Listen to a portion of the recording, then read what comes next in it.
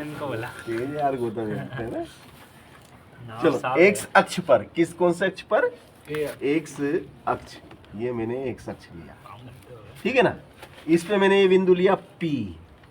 अब इससे समान दूरी पे एक तो ये बिंदु और एक ये बिंदु, ये इससे समान दूरी पर है ना, ठीक है। ये वाला है आपका A और ये वाला है आपका B, ये दो बिंदु। तो मैं जिसको चला रहा था अब A के निर्देशांक कितने भाई साहब? 2 - 5 है ना। A के निर्देशांक हैं 2 - 5 और B के निर्देशांक हैं -2 2 - 5 और -2 और 9।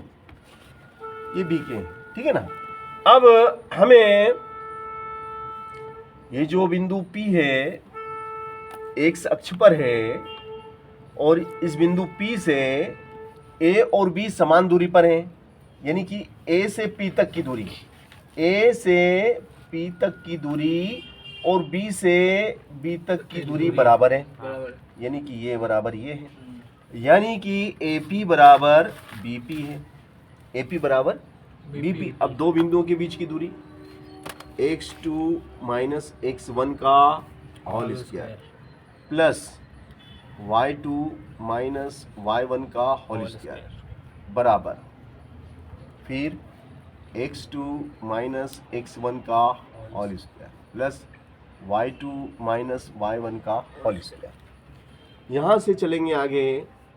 अब देखिएगा x2 है ना। अब इसको हम मानते हैं, इसको अगर हम x1 y1 मानते हैं तो इसको हमें x2 y2 मानना पड़ेगा, ठीक है ना।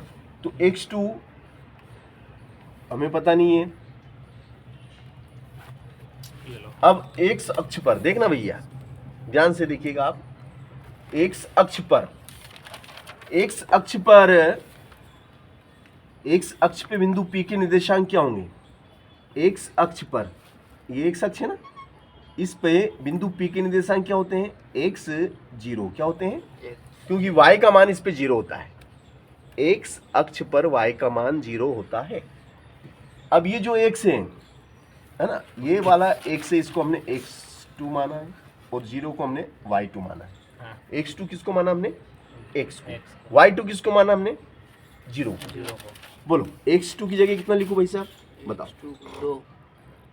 x2 की जगह x आएगा भाई साहब, x2 की जगह x और x1 की जगह 2 2। अरे भैया क्या कर दिया, 5 कहाँ से आ जाएगा? x1 देखना भाई साहब, दो ऐसे हवा में कहीं मत फेंक तुक्का यार। मारता है यहाँ, सही हो जाए तो मेरा नसीब। जिंदगी तुक्के में नहीं निकलेगी भैया, है ना। बोलो अब ये y2 की जगह क्या आएगा? 0 y2 की जगह 0 मेरे माइनस तुक्का ही मारता y1 की जगह क्या आ जाएगा? 5 y1 की जगह -5 हाँ माइनस है ना, तो -5 और माइनस माइनस 2 बार आ जाते तो प्लस प्लस हो हो जाता प्लस हो जाएगी का स्क्वायर बराबर होल स्क्वायर। ये ज्यादा बोलना मत है ना। ये है ना। अब x2 रोने लग गया बस। x2 की जगह क्या आ जाएगा? x और x1 की जगह, अब इधर की बात कर रहे हैं अपन, किसकी? VP की। तो ये x2 तो और यहाँ x1 ये हो गया, माइनस माइनस प्लस यहाँ x1 हो गया और यहाँ ये y1 हो y1 गया। x2 कितना? बोले x x माइनस, ये माइनस, माइनस और x1 कितना है? फिर माइनस, माइनस माइनस प्लस हो जाता है। तो माइनस माइनस प्लस हो जाता है और ये 2 दो होल स्क्वायर माइनस 2 का प्लस प्लस y2 y2 है Zero। 0 माइनस 0 माइनस 9 9 का स्क्वायर। अब दोनों पक्षों का वर्ग करने पर क्या लिखेंगे? दोनों पक्षों का वर्ग करने पर, दोनों पक्षों का वर्ग करने पर।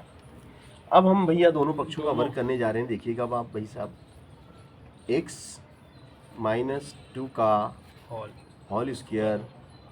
अब 0 में 5 जोड़ेंगे तो कितना आएंगे? 5 ही आएंगे, 5 आएंगे प्लस 5 का वर्ग। कॉमन सेंस और इस पूरे का देखना भाई साहब, इस पूरे का क्या आ जाएगा? वर्ग बराबर एक्स प्लस 2 का होल स्क्वायर। अब देखो 0 में से घटा दो 9, तो वही माइनस ही रहेंगे, माइनस 9 का वर्ग, और इस पूरे का आ जाएगा कॉमन वर्ग। सेंस हो गया। देखो भाई साहब, हेलो, ये वर्ग से क्या कटेगा? हाँ, वर्ग से वर्गमूल, वर्ग से वर्गमूल कट जाएगा, वर्ग से वर्गमूल कट जाएगा। कट गया। तो क्या रह गया भाई साहब आपका? एक्स माइनस 2 का होल स्क्वायर, एक्स माइनस 2 का होल स्क्वायर प्लस 5 का वर्ग कितना होता है? 25। 25 लिख दूं? फिर देखिएगा इधर, एक्स प्लस 2 का होल स्क्वायर प्लस माइनस 9 का वर्ग, 90 90 81। यहाँ तक आ गए? यस, आ गए, है ना?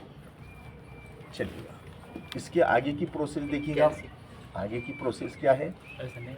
देखो भैया, इधर ये a, इसको a मानेंगे, माइनस बी का whole square, a minus B का होल स्क्वायर, तो ये हो जाएगा a का square minus 2a b plus b का स्क्वायर प्लस 25 बराबर। इधर देखो भैया, a प्लस बी का होल स्क्वायर, a का square plus 2a b plus b का स्क्वायर प्लस 81, है ना?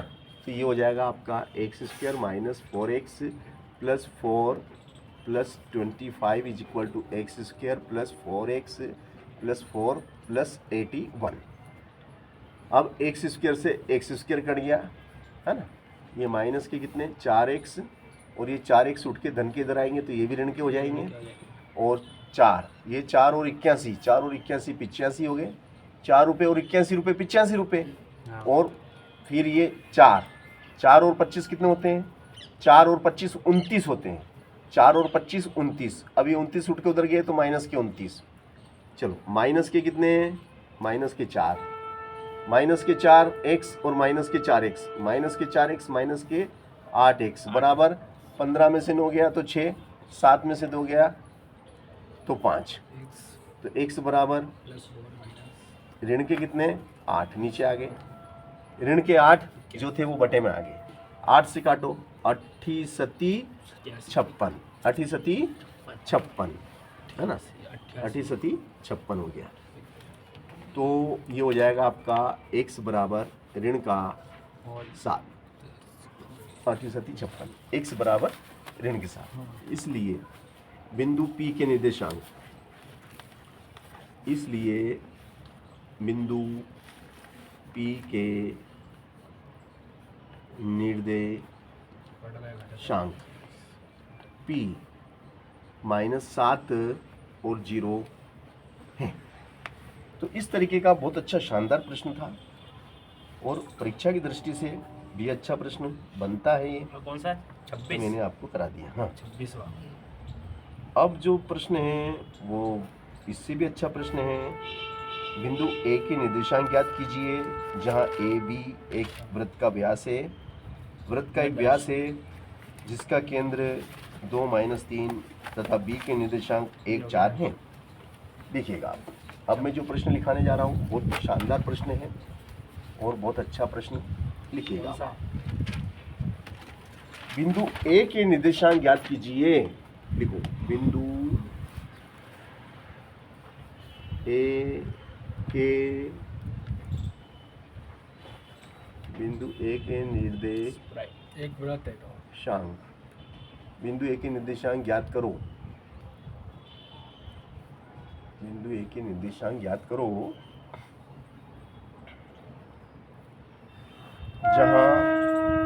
जहां ए बी एक वृत्त का व्यास है, जहां ए बी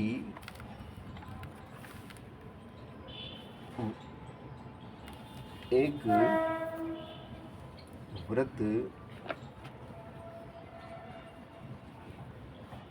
का व्यास है, जहां ए बी एक वृत्त का व्यास है जिसका केंद्र 2 - 3 है, जिसका केंद्र 2 माइनस 3 है।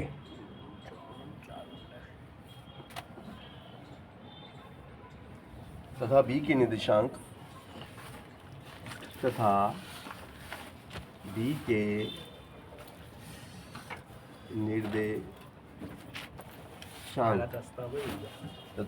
निर्देशांक 1 4 हैं। तथा b के निर्देशांक क्या है? 1 4 हैं। तबीयत खराब हो गई? स्टेशन में पड़ा है। चलो, ये सवाल आपका। हमें क्या बनाना भैया? एक वृत्त बनाना है। बना दिया? ये इसका सेंटर है, ठीक है, सेंटर है। ये इसका व्यास है भाई साहब, और सेंटर, हेलो, सेंटर के निर्देशांक बोलिए क्या है? 2 माइनस 3, 2 माइनस 3। और बी के निर्देशांक क्या है? ये बी है 1 4। और ये बिंदु ए है, इसके निर्देशांक हमें पता नहीं है, तो हम मानेंगे इसको x1 y1, और ये हो गया आपका x2 y2, और ये हो गया आपका x y। तो भैया हमें ए के निर्देशांक निकालना है। तो भैया मुझे बताइए कि किसी वृत्त के केंद्र के निर्देशांक, तो ये व्यास ए बी है ना, ए बी क्या होता है, और ये केंद्र O, तो जो व्यास ए बी है उसका मध्य बिंदु केंद्र होता है। किसी वृत्त के व्यास का मध्य बिंदु उस वृत्त का केंद्र होता है। तो मध्य बिंदु के निर्देशांक, किसके मध्य बिंदु के निर्देशांक क्या होते हैं? x बराबर x1 प्लस x2 अपॉन 2। तो x1 कितना बोलो, यहाँ से देखो x1 कितना है? x1 बताइए कितना है? x1 x है, x1 ही है, प्लस x1 ही है, और x2 कितना है? x2 1 है, वो नीचे 2, और x कितना दिया? x 2 है, नीचे 1। ये हमने करा क्रॉस गुणा। तो ये हो गया बेटा आपका, क्या हो गया ये? x1 प्लस 1, 2 दूनी 4। तो x1 बराबर कितना? ये 1 उठ के उधर जाएगा तो ऋण का 1 हो जाएगा। x1 एक एम्प्लाइज डेट, x1 बराबर कितना आ जाएगा? 3। x1 कितना आ गया? x1 का मान कितना आ गया भैया? 3। अब हमें y1 निकालना है कि y1 कितना होगा। तो देखो y बराबर क्या होता है? y1 प्लस y2 बटे 2। तो y1, चलो y कितना दिया? y minus 3। y1 कितना है? वो तो y1 ही है, प्लस y2 कितना है?